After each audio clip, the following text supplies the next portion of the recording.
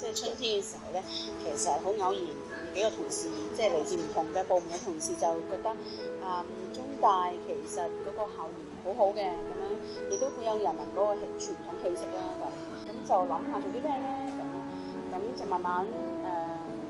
開始有呢個概念嘅，我哋可以喺校園裏面推動文學閱讀啦，同埋寫作啦。有一次即係我哋揾埋阿同老師傾啦，因為嗰陣時係國群嘅一個核心成員啦，咁樣問佢嘅意見。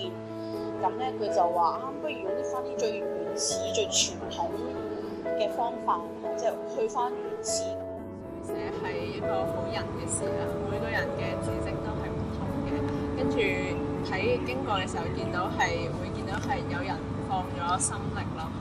書寫力量佢嗰個突出嘅地方就係佢將文學變成咗一種習慣，因為將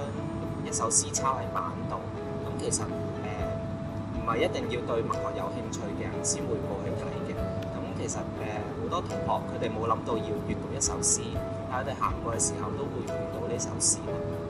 即使你未必去真係讀嗰首詩，但係你會覺得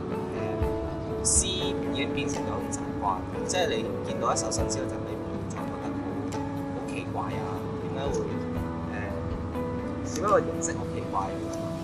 咁所以我覺得呢個係一個幾好嘅嘗試，令到詩融入我哋嘅生活。就係老師做主導嘅，咁但係後來慢慢同學都見到啊，就覺得好得意喎，就好中意喎咁咧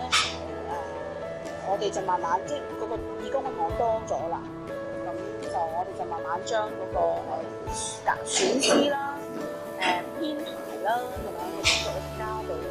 同學先生啦，咁都幾繁瑣嘅，因為編排我哋而家有成20幾個地方。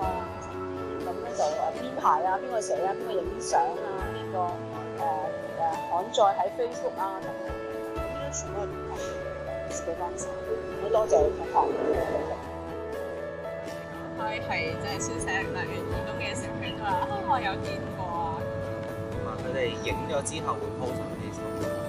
譬如有個同學佢有一日食早餐，然之後有啲朋友咧咁喺 UC 見到一首詩，然之後佢就影低咗 po 上 Facebook。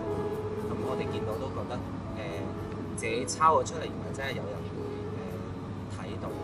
欣賞到。文字我覺得係一個相當有力量嘅嘢，識得寫字嘅人、識得睇字嘅人都係有一種力量啦。而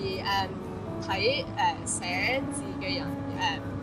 應該係要有一種心，就係要為咗一啲正義、為咗一啲精神去服務。咁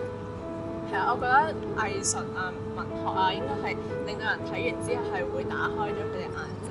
可能睇佢哋詩，雖然唔會有啲咩答案可以俾到我哋應該點樣走出去啦，但係係一個喚醒嘅